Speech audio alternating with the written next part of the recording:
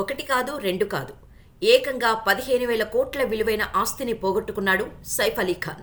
భోపాల్లోని Pataudi palace Saif చేజారిపోయింది. Madhya Pradesh high court ఇచ్చిన తీర్పుతో సైఫ్కి పెద్ద షాకే తగిలింది. అసలు సైఫ్ వారసత్వ ఆస్తులను ఎనిమీ ఆస్తులుగా ఎందుకు ప్రకటించాల్సి వచ్చింది? సైఫ్ పూర్వీకులు ఏం చేసేవారు? సుప్రీంకోర్టుకు వెళ్లినా సైఫ్ సైడ్ అవ్వాల్సిందేనా? Watch the story. Saif Pataudi కుటుంబానికి చెందినవారు. అసలు ఈ పటౌడీలు ఎక్కడివారు అనేది తెలియాలంటే మనం 1947కు వెళ్ళాలి. ఇప్పటి మధ్యప్రదేశ్లో ఉన్న భోపాల్, అప్పట్లో భోపాల్ ఒక సంస్థానంగా ఉండేది. దాని చివరి నవాబు హమీదుల్లా ఖాన్. ఆయన మన్సూర్ అలీ ఖాన్ పటౌడీకి మేనమామ. హమీదుల్లా ఖాన్కు 3 కుమార్తెలు. వారిలో పెద్ద కుమార్తె అబీదా సుల్తాన్ 1950లో పాకిస్తాన్కు వలస వెళ్లారు. రెండవ కుమార్తె సాజీదా సుల్తాన్ భారతదేశంలోనే ఉండి సైఫ్ అలీ ఖాన్ తాత నవాబ్ ఇఫ్తిఖార్ అలీ ఖాన్ పటౌడీని వివాహం చేసుకున్నారు. అలా సాజిదా సుల్తాన్ ఆస్తులకు చట్టబద్ధమైన వారసురాలిగా మారారు. అయితే అబీదా సుల్తాన్ పాకిస్తాన్కు వెళ్లటంతో కేంద్ర ప్రభుత్వం ఆమె వాటాను శత్రు ఆస్తిగా, అంటే ఎనిమీ ప్రాపర్టీ కింద డిక్లేర్ చేసింది. 2015లో ముంబైకు చెందిన ఎనిమీ ప్రాపర్టీ కస్టోడియన్ కార్యాలయం భోపాల్ నవాబు భూమిని ప్రభుత్వ ఆస్తిగా ప్రకటించింది. దీంతో పటౌడీ కుటుంబం కోర్టుకు వెళ్ళింది. హమీదుల్లా ఖాన్ మరణానంతరం ఆయన చిన్న కూతురు సజీదా సుల్తాన్, అంటే సైఫ్ అలీ ఖాన్ ముత్తాత, భారత ప్రభుత్వంచే అధికార వారసురాలిగా 1962లో గుర్తించబడింది. ఆపై ఆమె కుమారుడు మన్సూర్ అలీ ఖాన్ పటౌడీకి, తర్వాత ఆయన కుమారుడైన సైఫ్కు ఈ ఆస్తి వారసత్వంగా వచ్చింది. పటౌడీ కుటుంబానికి చెందిన ఈ విలాసవంతమైన భవనం గతంలో భోపాల్ చివరి పాలకుడైన నవాబ్ హమీదుల్లా ఖాన్కు చెందింది. ఈ భవనాన్ని సైఫ్ అలీ ఖాన్ తన తండ్రి, భారత క్రికెట్ దిగ్గజం మన్సూర్ అలీ ఖాన్ పటౌడీ నుంచి వారసత్వంగా పొందారు. ఈ రాజభవనంలో నవాబీ సంస్కృతి ఉట్టిపడేలా ఉండే ఇంటీరియర్లు, భారీగా నిర్మించిన ప్రాంగణాలు, పురాతన సామాగ్రి ఉన్నాయి. ఇక 2000లో ట్రయల్ కోర్టు ముస్లిం పర్సనల్ లా ప్రకారం సైఫ్ అలీ ఖాన్, ఆయన తల్లి షర్మిలా ఠాగూర్, అక్కా చెల్లెళ్ళు సోహా, సబా అలీ ఖాన్లను ఈ భవనానికి హక్కుదారులుగా గుర్తించింది. దీంతో చట్టపరంగా పటౌడీ ఆస్తులకు వారసులుగా వీరిని డిక్లేర్ చేసినట్టు అయింది. కాగా దివంగత నవాబ్ హమీదుల్లా కుటుంబ సభ్యులైన బేగం సూరయ్య రషీద్, నవీబ్ మొహర్ తేజ్ సాజిదా తదితరులు 1999లో కోర్టుకెక్కారు. ఆస్తుల్లో తమకు వాటా ఇచ్చేలా ఆదేశాలు జారీ చేయాలని కోరారు. వారి విజ్ఞప్తిని భోపాల్ జిల్లా కోర్టు తిరస్కరించింది. ఆస్తులకు పటౌడీ కుటుంబమే యజమాని అంటూ 2000 ఫిబ్రవరి 14న తీర్పు వెలువరించింది. ఈ తీర్పును సవాలు చేస్తూ బేగం సురయ్య రషీద్, నవాబ్ మొహర్ తేజ్ సాజీదా తదితరులు మధ్యప్రదేశ్ హైకోర్టులో పిటిషన్లు దాఖలు చేశారు. నవాబ్ హమీదుల్లా వారసురాలిగా సాజీదాను గుర్తిస్తూ భారత ప్రభుత్వం 1962 జనవరి 10న సర్టిఫికేట్ జారీ చేసిందని, ఆ ఆస్తులన్నీ తమకే చెందుతాయని పటౌడీ కుటుంబ సభ్యులు స్పష్టం చేశారు. ఈ వాదనను పిటిషనర్లు తిరస్కరించారు. ఈ నేపథ్యంలో పిటిషన్లు ప్రాథమికంగా 1999లో దాఖలయ్యాయి. కాబట్టి మళ్లీ విచారణ జరపాలని హైకోర్టు ధర్మాసనం తేల్చి చెప్పింది.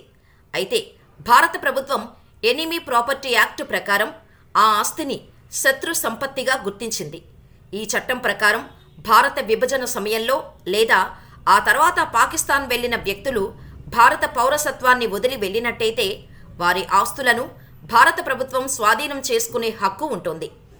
అబీదా సుల్తాన్ భారత పౌరసత్వాన్ని వదిలి వెళ్లిన నేపథ్యంలో 2014లో ప్రభుత్వం ఈ భోపాల్ రాజభవనాన్ని శత్రు సంపత్తిగా ప్రకటించింది.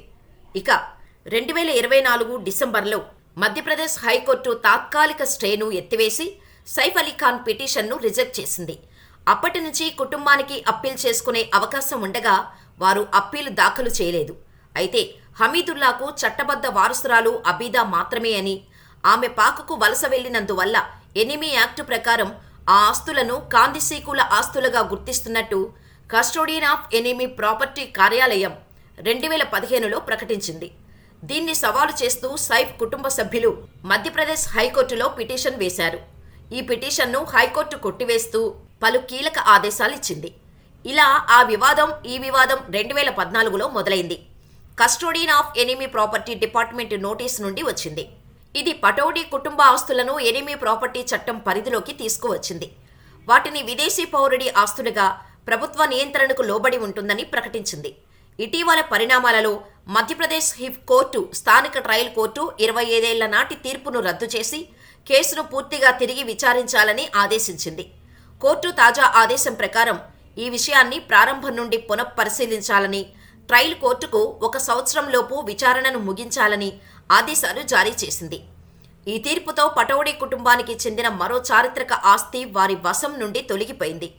శత్రు సంపత్తిగా ప్రకటించబడిన తర్వాత భోపాల్ పరిపాలనా యంత్రాంగం ఈ రాజభవనాన్ని తమ అదుపులోకి తీసుకునేందుకు సిద్ధమవుతోంది. పటౌడీ వారసత్వానికి ఇది ఒక గొప్ప నష్టం కావడమే కాకుండా భవిష్యత్తులో ఇది మరో రాజకీయ చట్టపరమైన చర్చకు దారితీసే అవకాశం ఉంది. ఈ పటౌడీ ప్యాలెస్ను యానిమల్ మూవీలో కూడా మనం అబ్జర్వ్ చేయవచ్చు. సందీప్ రెడ్డి వంగ, రణబీర్ కపూర్ కాంబినేషన్లో తెరకెక్కిన యానిమల్ కోసం తన ఇంటిని త్యాగం చేశారు సైఫ్ హీరో. యానిమల్లో రణబీర్ ఇల్లుగా చూపించిన ప్యాలెస్ మరేదో కాదు, Pataudi palace. House of Pataudi అనే పేరుతో ఇప్పటికే ఆ ప్యాలెస్ గురించి ఒక అడ్వర్టైజ్మెంట్ చేశాడు సైఫ్ అలీ ఖాన్. ఇందులో ఆ ప్యాలెస్కు సంబంధించిన ఇంటీరియర్తో మరెన్నో స్పెషాలిటీస్ చూపించారు సైఫ్ అలీ ఖాన్. సైఫ్ అలీ ఖాన్ తాత 1930లో ఈ పటౌడీ ప్యాలెస్ను కట్టించారు. ఆయనే ఆ పటౌడీ సామ్రాజ్యానికి రాజు ఇఫ్తిఖార్ అలీ ఖాన్ పటౌడీ. ఈ ప్యాలెస్ విలువ దాదాపు 800 కోట్లు ఉంటుందని చెబుతారు. కొంతకాలం వరకు ఈ పటౌడీ ప్యాలెస్ బాధ్యత మొత్తం ఒక హోటల్ గ్రూప్ చేతిలో ఉందట. అయితే ఈ ప్యాలెస్ బాధ్యతలో వేరొకరి అధీనంలో కాకుండా తనే చూసుకుంటే బాగుంటుందని చాలాసార్లు ఇంటర్వ్యూలలో చెప్పాడు. కానీ ఇంతలోనే కోర్టు ఆర్డర్స్తో పటౌడీ ప్యాలెస్ చేజారిపోయింది. అయితే పటౌడీ ప్యాలెస్ అనేది డబ్బుతో వెలకట్టలేనిదని, తమ ఫ్యామిలీ ఎమోషన్స్తో ముడిపడి ఉందని చెబుతున్నారు సైఫ్ అలీ ఖాన్. తన తాత, తండ్రి సమాధులు అక్కడే ఉన్నాయి. ఎమోషనల్గా ప్యాలెస్కు ఎంతో కనెక్ట్ అయ్యామని ఇంటర్వ్యూస్లో చెప్పారు సైఫ్. మరి హైకోర్టు ఇచ్చిన నిర్ణయాన్ని సవాల్ చేస్తూ సుప్రీంకోర్టుకు సైఫ్ వెళ్తారా లేదా అన్న దానిపై ఇంకా క్లారిటీ లేదు. మరి సైఫ్ పటౌడీ ప్యాలెస్పై ఎటువంటి నిర్ణయం తీసుకుంటారో చూడాలి. మరి ఇలాంటి పటౌడీ ప్యాలెస్ మీకు ఉండి ఉంటే ఏం చేసేవారో మాకు కామెంట్ చేయండి.